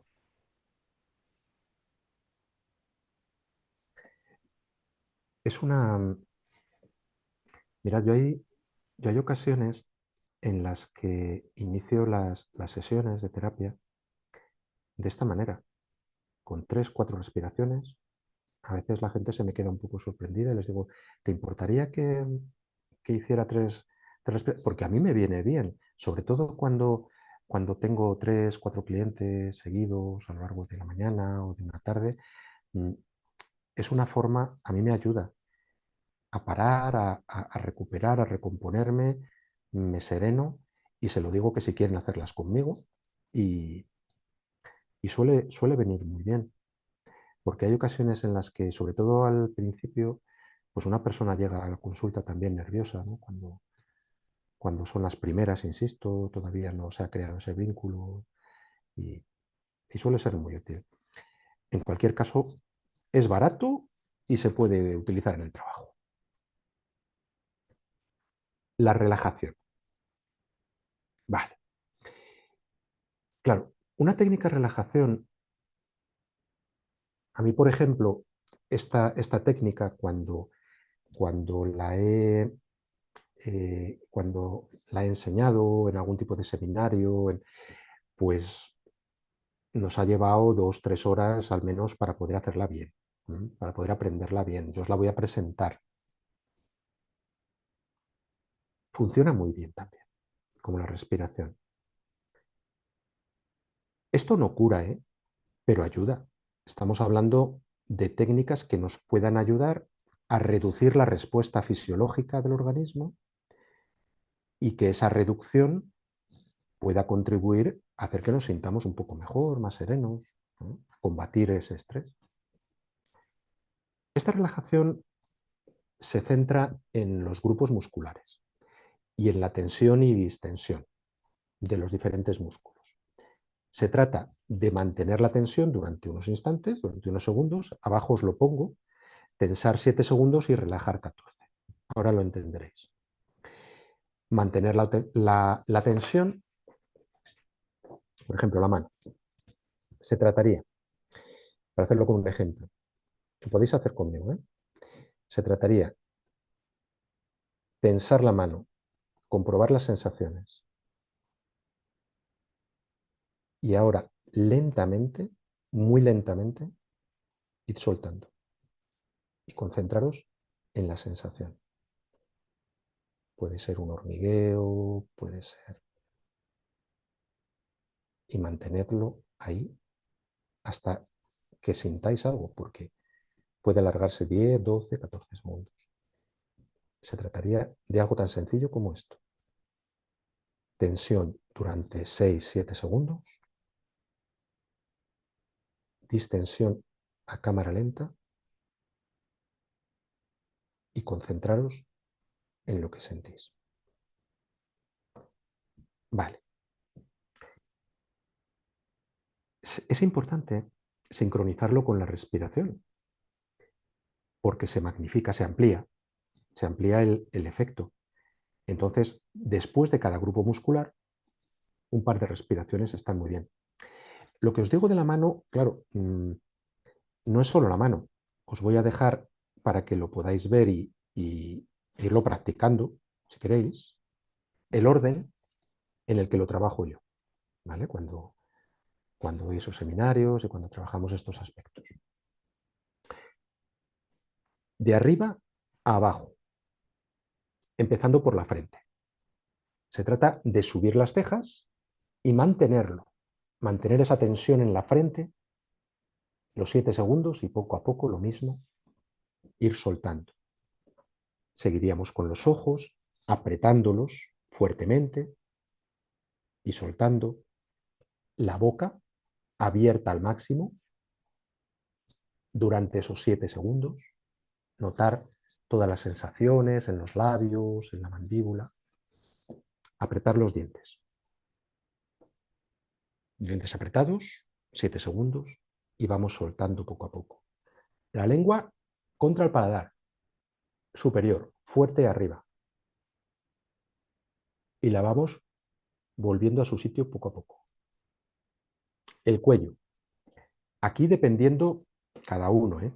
Yo lo que recomiendo es arriba, abajo, izquierda, derecha. Sé que hay gente que igual se puede marear, pero es girar lentamente y aguantar la tensión 7 segundos y volver poco a poco al centro. Al otro lado, muy despacio, más despacio de lo que lo estoy haciendo yo, claro. Y arriba y abajo. Después de cada segmento, un par de respiraciones, ¿eh? Los hombros nos llevamos hacia arriba hasta ahí. Tocar las orejas, no, hombre, alguien que tenga el don, sí, yo no llego, pero, o las orejas muy grandes, pero se trata de llevarlas, los hombros hasta arriba todo lo que se pueda y mantenernos ahí y soltar lentamente. De manos ya os lo he explicado. El de manos tiene una ventaja que ahora os diré.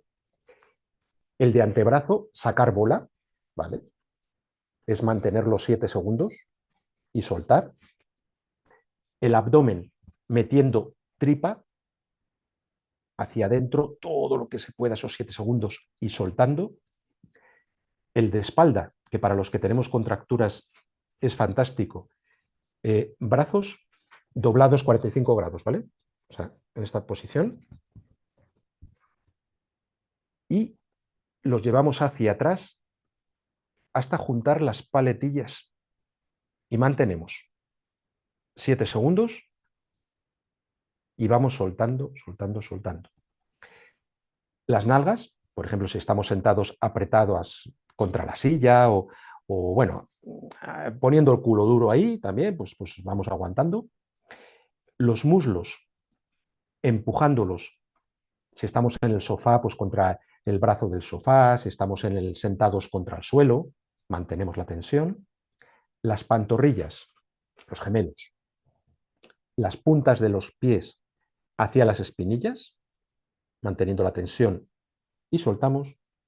Y los pies al contrario, arqueando los dedos hacia abajo y manteniendo la tensión.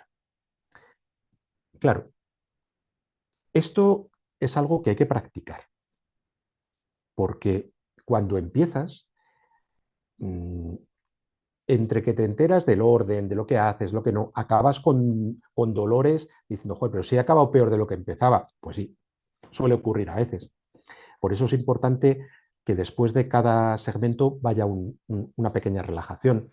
Esto hacerlo completo lleva su tiempo, lleva su tiempo.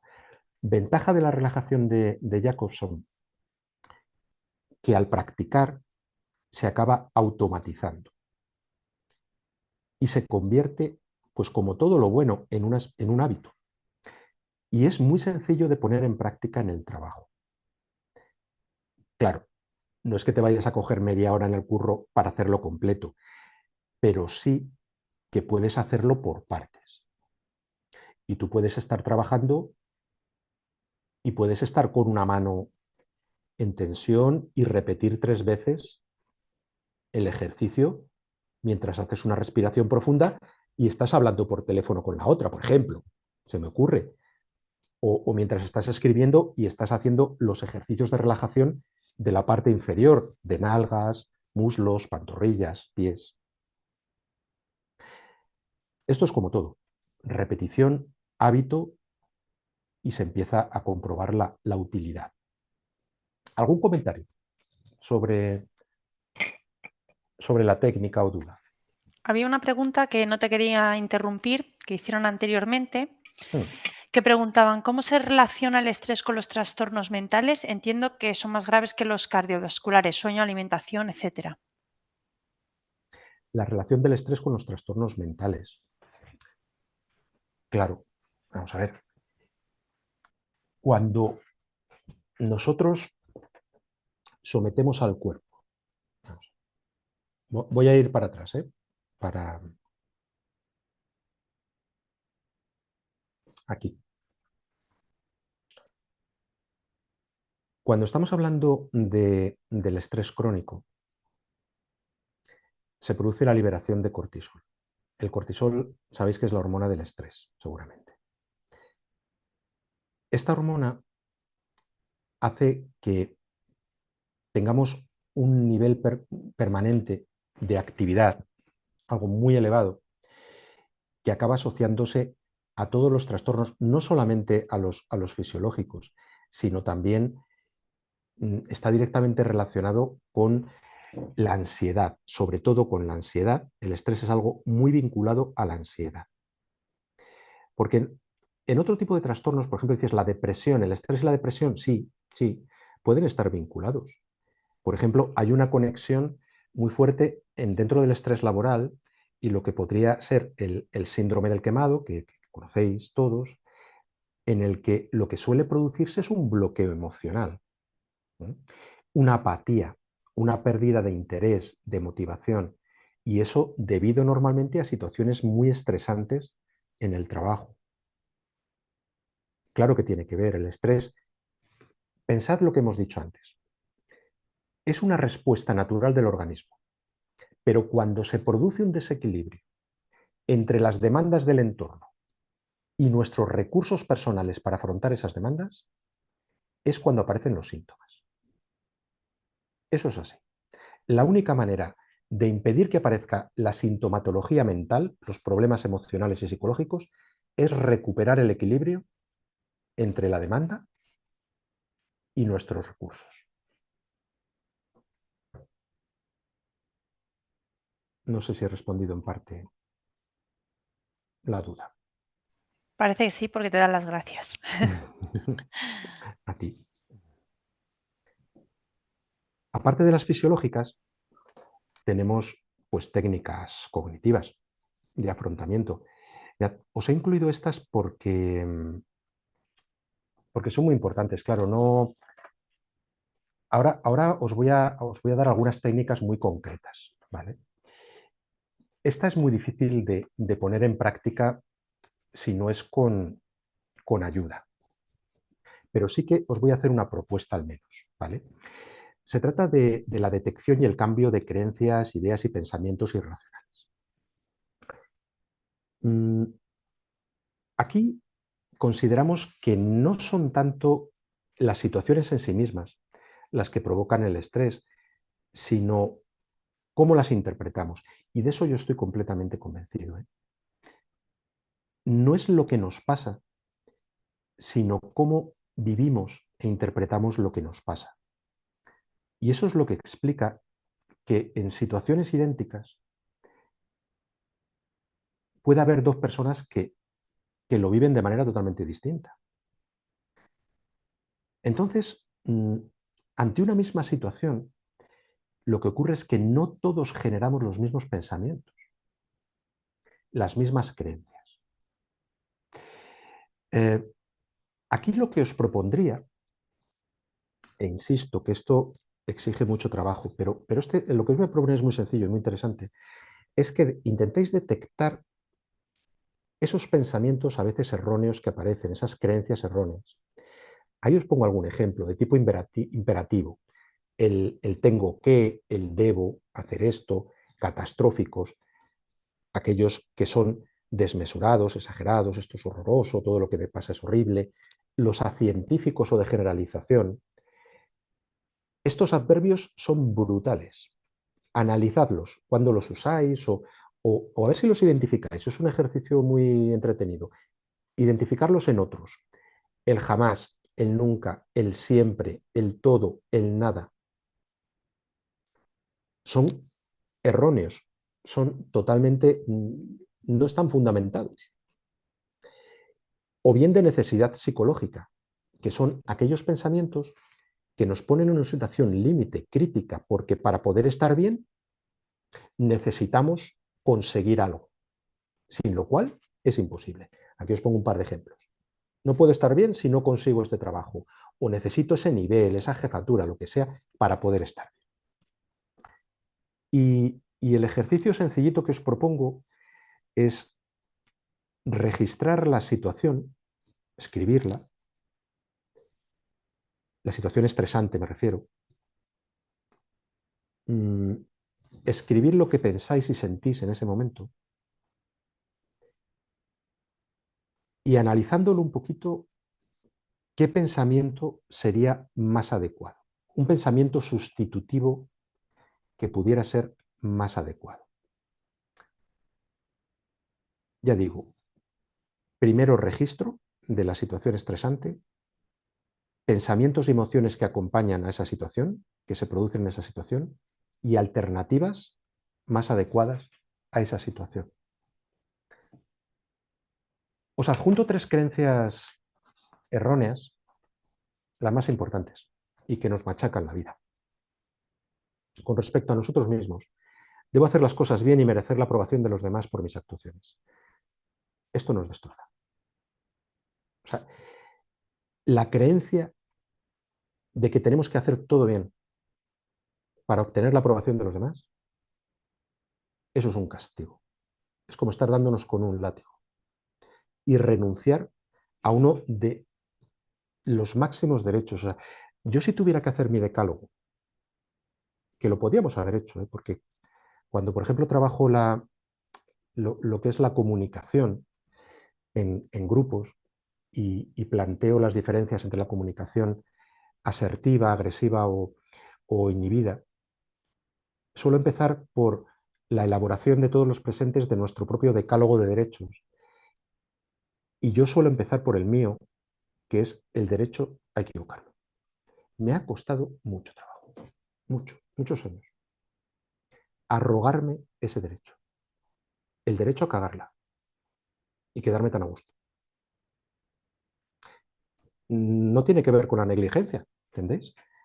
Sino con algo que me ha costado mucho concederme a mí mismo, y es el derecho a cometer un error, como el derecho que tengo también, creo, a cambiar de opinión, el derecho a decir que no, sin sentirme culpable, pues joder, son derechos fundamentales que pueden parecer, hombre, pues los tenemos todos, no, a mí por lo menos me han costado, y me siguen costando. Segunda creencia irracional que os propongo para que reflexionéis. Los demás deben actuar de forma agradable, considerada y justa. No, no. Esto genera mogollón de sufrimiento también. Creer que los demás deben comportarse con nosotros de esta manera es un error gravísimo, ya sea en entornos laborales, familiares, de amistades, de pareja. Y el último que os he incluido, porque vamos de uno mismo, los demás y el mundo en general, pues sería que la vida debe ofrecerme unas condiciones buenas y fáciles para que pueda conseguir lo que quiero sin mucho esfuerzo y comodidad. Pues esto, chicos, chicas, tampoco es verdad. Así que cualquiera de estas 3 ideas, por ejemplo, son creencias que nos van a llevar a mucho dolor y mucho sufrimiento. ¿Alguna pregunta sobre esta cuestión antes de pasar a la siguiente?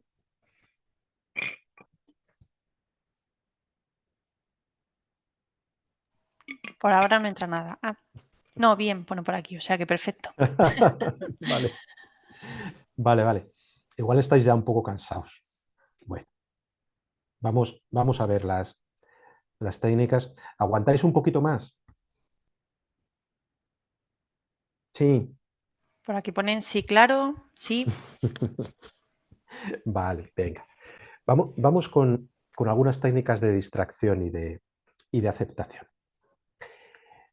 Estas sí que son muy concretitas, ¿eh? Son muy concretitas, muy útiles para el estrés y además se pueden practicar bueno, alguna igual me vas a decir que no, pero estas, por ejemplo, sí, en entornos donde se produzca y en los momentos en los que se produzca la situación.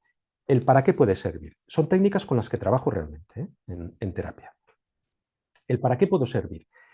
Se trata de fijar la atención en algún objeto que tengamos a nuestro alrededor, en la oficina, en casa, si de repente nos da un flux en la calle, ¿vale? Y buscar 5 utilidades imaginarias. Os he puesto un ejemplo de un libro. Podría valer cualquier cosa. De lo que se trata es, en este caso, por ejemplo, del libro, ¿para qué podría servir? Las que se me han ocurrido. Ponerlo debajo de una pata, eh, para jugar al ping-pong, protegerme del sol, echarlo a la chimenea, eh, como hacía el personaje de Vázquez Montalbán, el Carballo, el detective, que alimentaba su chimenea en su casa con los miles de libros que tenía, o usarlo como abanico. Vale, repitiéndolo pues las veces que sea necesaria. Es una técnica sencilla, insisto, de distracción que en un momento dado nos puede alejar de ciertos pensamientos recurrentes. Lo mismo que la siguiente, muy básica, elegir un color. En este caso yo pido al cliente, cuando te encuentres en una situación estresante y demás, eliges un color y una vez que lo hayas elegido, tienes que buscar objetos de ese color en el lugar donde te encuentres.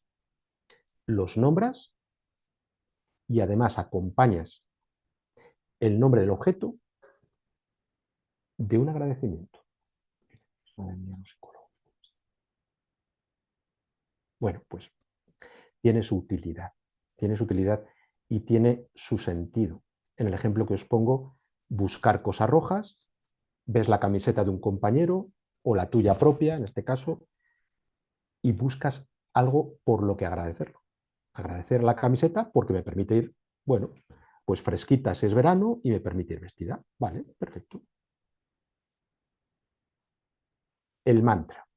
Mirad, esto no tiene nada que ver con espiritualidad. No soy nada religioso ni espiritual. Pero el tema del mantra, os voy a contar un ejemplo de la utilidad que tiene. Yo todo esto lo he ido probando, ¿eh?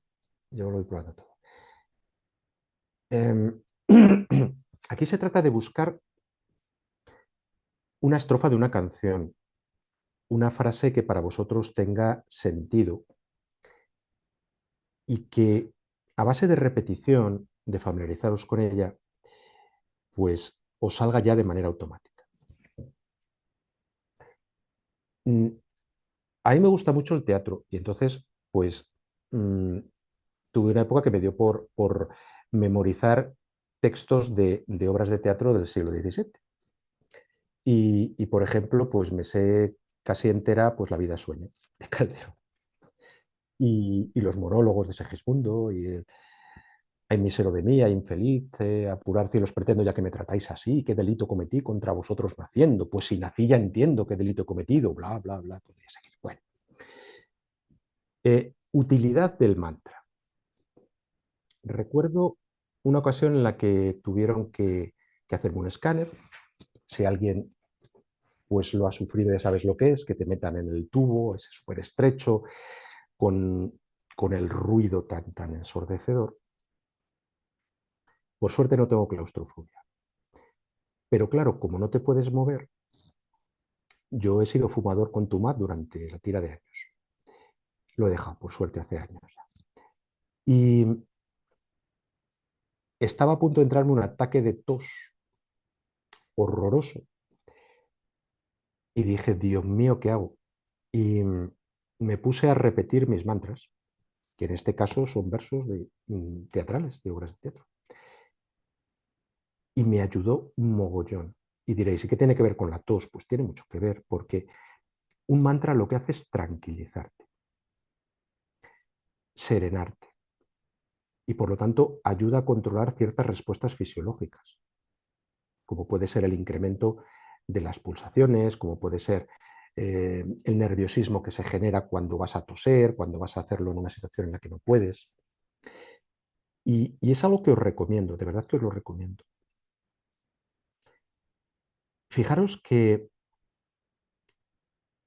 las oraciones, para el que sea creyente o que sea católico en este caso, cumplen una misión muy similar. Ya sé que quien rece entre los presentes lo hará Pues para comunicarse con Dios. Pero es una técnica muy útil de relajación y de control mental. Porque una oración es precisamente esto. Es una sucesión de palabras repetidas de forma mecánica que no tienes que pensar en ello y que canalizan ese pensamiento. Muy útiles. Los mantras. Buscad una que sea facilita y probad. Uy, perdón. Mensaje positivo con la mano no dominante. Vale, aquí hay cuestiones que tienen que ver con los hemisferios cerebrales y es una técnica de distracción buenísima, buenísima. Tenéis que buscar también una frase. La que he encontrado ahí es una frase de lo más moñas y tal, pero bueno, soy una trabajadora eficaz y una buena compañera. Muy bien. La mía, una que he utilizado mucho, es el It's only rock and roll, but I like it de los Rolling Stones. Cada uno a lo suyo. Y de lo que se trata es de que ante los síntomas de estrés, una situación en la que ya os veáis con cierta agitación, paráis un momento. Y con vuestra mano no dominante, si sois diestros con la zurda, escribís vuestra frase procurando hacerlo, como os digo, de manera muy esmerada. Despacito, que quede bien, que sea legible, comprensible, 2 o 3 veces. Ayuda mogollón. En situaciones, insisto, o sea, yo no estoy planteando situaciones en las que estéis con un ataque de ansiedad, que eso es otra cosa, sino situaciones de estrés, situaciones en las que empezáis a notar cómo os vais cargando, momentos en los que todavía tenéis la posibilidad de decir, voy a parar un momento y me hago 3 respiraciones, o paro un momento y escribo mi mensaje un par de veces. Es en esos momentos. Esta os va a sonar un poco happy, ¿no? Os va a sonar un poco, pues sí, la verdad, un poco mindfulness, ahora vamos a ver otra. Pero es curioso cómo a base de repetir ayuda mucho. Os animo a probarlo. Mirad, es muy sencillo. Antes de acostaros, todos los días, haceros las 3 preguntas. ¿Qué pequeña cosa he hecho hoy de la que me siento satisfecho? ¿De la que estoy satisfecho o satisfecha? Mentalmente, esto antes de acostaros. ¿Qué pequeña cosa ha hecho alguien hoy por mí o conmigo de la que también estoy satisfecho o por la que estoy agradecido? Y la tercera, la misma que la primera, perdón. ¿Qué otra pequeña cosa he hecho hoy de la que estoy satisfecho? Es eficaz y ayuda a replantearse cosas y es una reflexión, vale, muy interesante y positiva.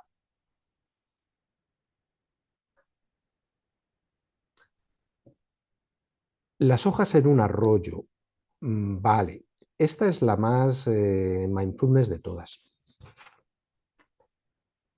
Pero ¿qué ocurre? Que aunque no soy muy partidario, pero a mí es que me sirve. Y yo soy hipertenso, por ejemplo.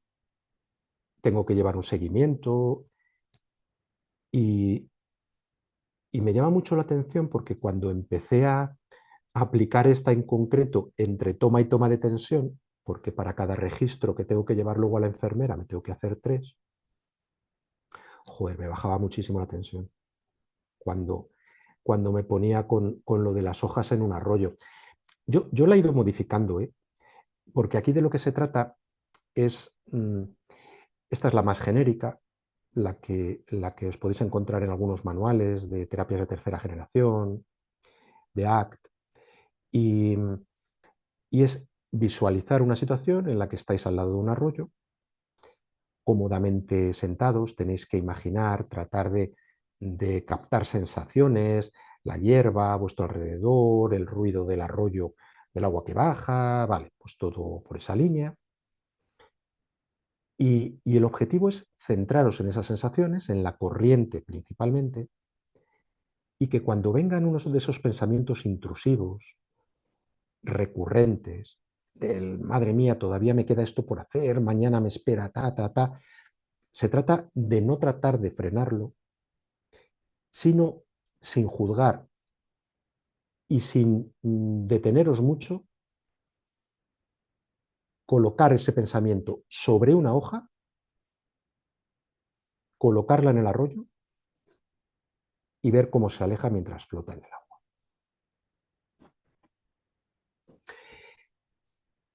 Insisto, yo tengo la mía, es una técnica de visualización. A mí es que lo del arroyo y el agua no me va. Entonces, yo me imaginé un árbol determinado que me gusta mogollón en la campiña inglesa, yo que soy muy sibarita, con mi champán y mis fresas.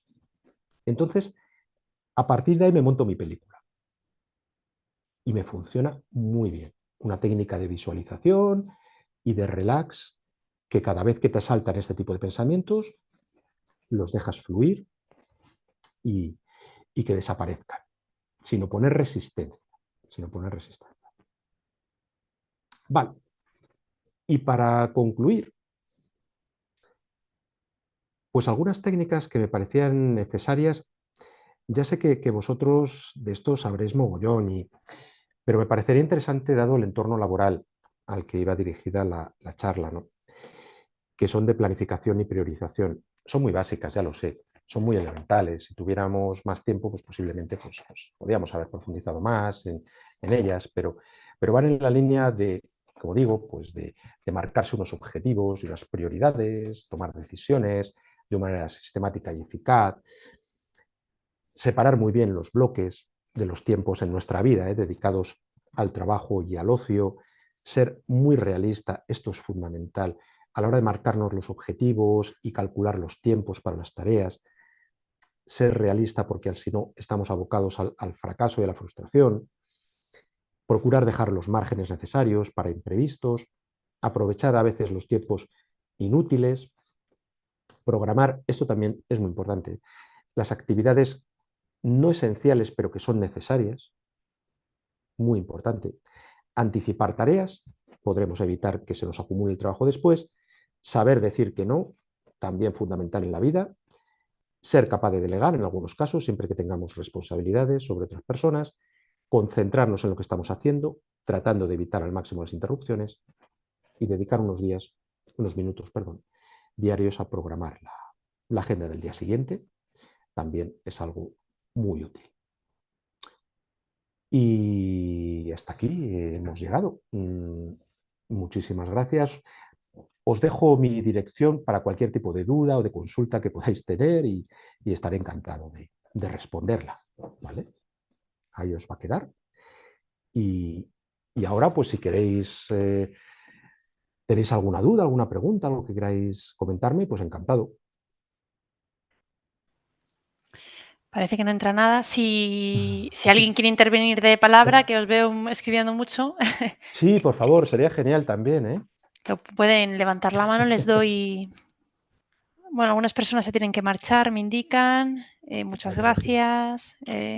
A vosotros, muchísimas gracias, lo digo en serio, ¿eh? Muchas gracias por vuestra presencia y por las participaciones, por vuestra implicación, las cosas que habéis comentado y compartido. Gracias.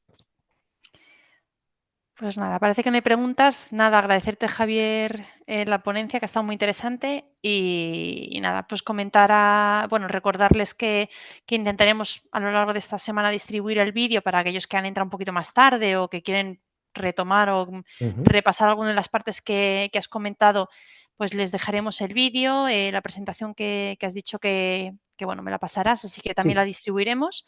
sí, Y nada, también siempre les pasamos una encuesta, pues si nos quieren aportar algún comentario o incluso nos quieren dar alguna pista de otras jornadas o webinars que podamos hacer, pues fenomenal. estupendo. Todo comentario es bienvenido y se agradece para seguir trabajando y mejorando. Muy Así bien. que nada, Javier, muchas gracias de nuevo Muchas gracias a vosotros. y nada, seguimos en contacto. Estupendo. Gracias a todos. Chao.